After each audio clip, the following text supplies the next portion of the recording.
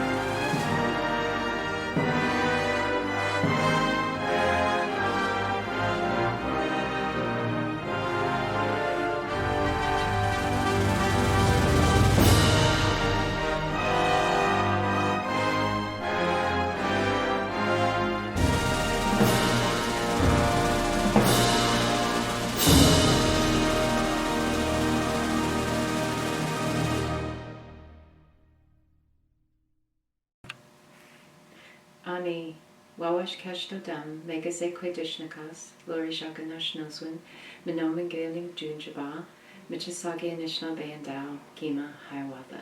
Veterans, families, citizens, and honored guests, I'd like to take this opportunity to say welcome to our virtual Remembrance Day service and to acknowledge our traditional territory of the Mississauga peoples and the Treaty 20 and Williams Treaty lands. This has been a most extraordinary year due to the pandemic, and as we adjust to this new way of honoring in ceremonies and celebrations by technology, let's remember that we can all do this at home too by saying prayers, laying down tobacco, putting out a feast plate. There are many ways in our own way that we can honor our veterans. More than 625,000 Canadian men and women had served. 154,000 had been wounded and 61,000 had lost their lives. A full 10% of those that served our country of Canada lost their lives for our freedom. More than 7,000 First Nations citizens have served in the First and Second World Wars, the Korean War, and an unknown number of other Indigenous peoples have also participated, with over 12,000 Indigenous men and women who have served. Our Indigenous men brought many valuable skills to the world wars: patience, stealth, marksmanship. Many served as snipers and scouts, which were some of the most hazardous roles in the military. On this day, we would like to give thanks to all Hiawatha veterans, all Indigenous veterans, Canadian veterans, and the many veterans around the world. At the same time, we also recognize the absence of veterans, not just those from Hiawatha, but from all our communities. We cannot fully appreciate what we haven't experienced personally. We can honor those who fought for us by simply opening our hearts and our eyes to their experience, by pausing and remembering their actions. Remembrance Day gives us an opportunity to recognize a pivotal contribution of Indigenous and Canadian veterans and what was sacrificed by so many. Not just today, but every day we honor and give thanks, as we are also grateful to all our Hiawatha veterans, Indigenous veterans, and Canadian veterans, so that we can live this life of freedom and peace. Miigwech. Philip Lawrence, Member of Parliament for Northumberland, Peterborough South. And I'd like to start by recognizing the traditional territory of the Anishinaabe people. I'd also like to honor, celebrate, and recognize all of our veterans, including our Indigenous veterans who served our country gallantly and with bravery. Indigenous soldiers like Lance Corporal Johnson Potash. Johnson Potash was known as the gentle sniper. He stood fast, even underneath a tremendous rain of mortars and bullets. He stood fast and protected his fellow soldiers and protected all of Canadians. So I'd like to say thank you to all of those Indigenous soldiers who served our country so well, so bravely, and protected all of our rights and freedoms. Thank you, and lest we forget. Hi, it's David Piccini, your Member of Provincial Parliament. COVID-19 has changed a great many things this year. While we are no longer gathering in large numbers by local cenotaphs, what we are pausing to remember on November 11th has not changed. We pause to remember the great many sacrifices our brave men and women in uniform have made in defense of the many freedoms that we hold dear today. Today, I reflect on the sacrifice Indigenous peoples have made for our great country. The sacrifice of over 6,000 Indigenous peoples in the world wars, from coast to coast to coast. The Indigenous peoples of Hiawatha and Rice Lake have had a long and proud tradition of military support and participation. For this, we are grateful. I reflect upon the teachings of the village of Hiawatha, a history given to me by Chief Carr. In it, I learned of the many battles the ancestors of our community have fought, coming to the aid of their allies. It is perhaps especially important to note the great participation of Indigenous in the Great War, as over 3,500 Indigenous people served in the Canadian Expeditionary Forces. This year, we mark the 75th anniversary of Victory in Europe Day, or VE Day. Once again, Indigenous peoples stood tall, with around 30 enlisting from Alderville and 14 from Hiawatha. Of the 14 that fought the evils of the Nazi regime, 13 returned home. To the tail gunner, Elmer Potash, who lost his life, and the 13 others who returned home, whose names have no doubt been read aloud today, thank you. To the brave Indigenous peoples who've served and continue to serve our country with distinction, we owe you a debt of gratitude, lest we forget. Hi, my name's Reverend Nancy Wilson, and I'm the minister at Hiawatha United Church. The word remember is used 286 times woven throughout our biblical story. That seems to be a fair bit, and it's used in such a way to redirect people's, not only their thoughts, but also their actions towards their relationship with the divine, with each other, and with all of creation. And so to me, the act of remembering is a spiritual practice itself. It's the spiritual practice of listening to the stories of the past in such a way to carry the learnings forward in a good way. We must remember the fullness of the story, the wars, the conflicts, the pain, as well as the victories and the peace and the celebrations. Because in acknowledging the truth of the past, we can understand more deeply how to live in present ways that embrace with gratitude our freedoms and our hope. For over 4 decades, I, like many of you, have stood at the cenotaph on Remembrance Day with veterans, with family, with active ministry personnel, with active military personnel. I have stood in silence and in tears. I have heard the names of people who have served and continue to serve from one coast to the other. I have laid a wreath on behalf of a church community and watched in awe as dignitaries, other service organizations, and family members have done the same with such respect. I don't know about you, but I tend to stand straighter at the cenotaph.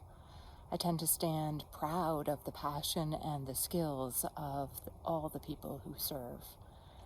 I tend to stand more humbly because I recognize the sacrifice of so many who valued collective freedom over their individual desire. And as we stand at cenotaph throughout the years, as the flag is lowered and the last post is played, we honor the dead. As we stand in hope as the reveille is played and the flag is raised again.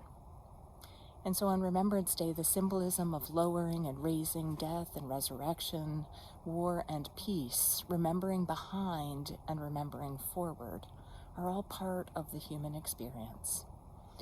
So wherever and however you are marking Remembrance Day 2020, may the act of remembering into the future inspire you to carry the torch of light and hope that others before us have handed to us in faith, so that we may never forget.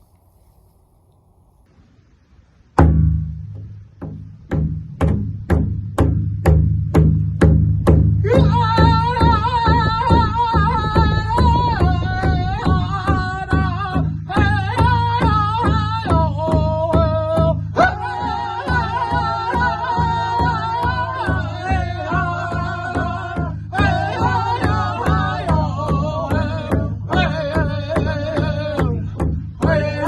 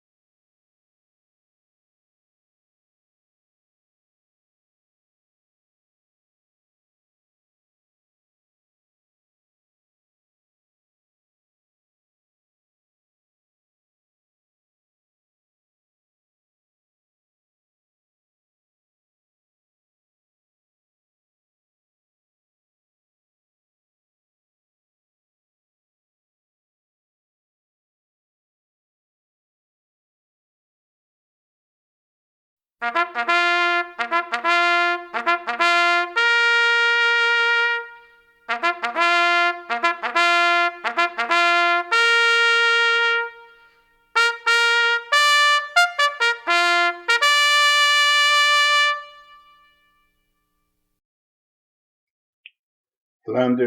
Meshking Mishko Wawashkon Heyan Wabasanon Vituaing Ash Da Yadesh Pushag Enibid Eshwad Miwai Yayan Wididosh Giz Un Benishiag Nagumwag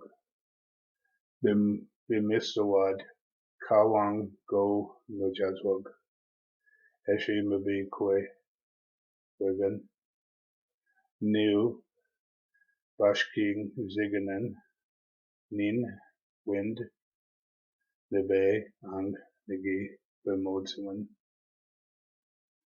Nigi Waban Amen Is Abogak Ga Nebish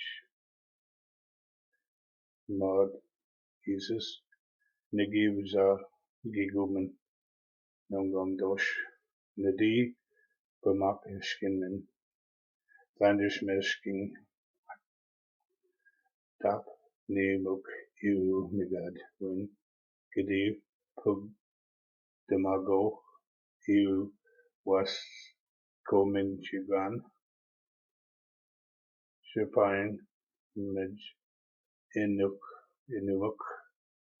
Ishpin Ijitus Wig Gawin Naga Navis Simen Ano Go Mishko Wa Washkonyang Maji King Maklanders Mejing King Miigwech. In Flanders Fields. In Flanders Fields the poppies blow, between the crosses, row on row, that mark our place, and in the sky the larks still bravely singing fly.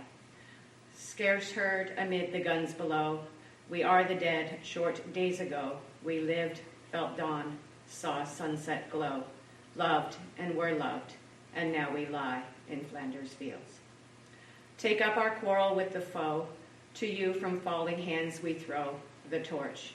Be yours to hold it high, if ye break faith with us who die, we shall not sleep, though poppies grow in Flanders Fields. They shall grow not old as we that are left grow old. Age shall not weary them, nor the years condemn. At the going down of the sun, and in the morning, we will remember them. These are the names of Hiawatha's First Nations veterans who have served and who continue to serve. In World War I, George Potash Sr., William Anderson, Johnson Potash, Henry Muskrat, Hanlon Howard, Robert Anderson, Moses Anderson. In World War II, George Potash Sr., William C. Musgrave, George Cowie Sr., Elmer Potash, James Nogon, Joseph Anderson, Ralph Laux Sr., John W. Laux, Walter Laux, Mervyn Laux, John Jack H. Cowie, George Potash Jr., Wilson Coppaway. In other conflicts, R. E. Howard, William M. Howard, Beverly A. M. Cowie, Slade Shannon McCaleb. Those who have served: Harry W. Cowie, Carl F. Cowie, Thomas R. Cowie, George T. Cowie, Robert A. Cowie, Francis M. Cowie, R. Shannon Potash McCaleb, George Hicks, John Hicks. And those currently serving: Second Lieutenant Robert Bartosh, United States Marine Corps, Private First Class Monica Bartosh, United States Army. Lest we forget. O Great Spirit, whose voice I hear in the winds, and whose breath give life to all the world, hear me. I come before you, one of your children. I am small and weak. I need your strength and wisdom. Let me walk in beauty and make my eyes ever behold the red and purple sunset. Make my hands respect the things you have made, my ears sharp to hear your voice. Make me wise so that I may know the things you have taught my people, the lessons you have hidden in every leaf and rock. I seek strength, not to be superior to my brothers, but to be able to fight my greatest enemy, myself. Make me ever ready to come to you with clean hands and straight eyes, so when life fades as a fading sunset, my spirit may come to you without shame.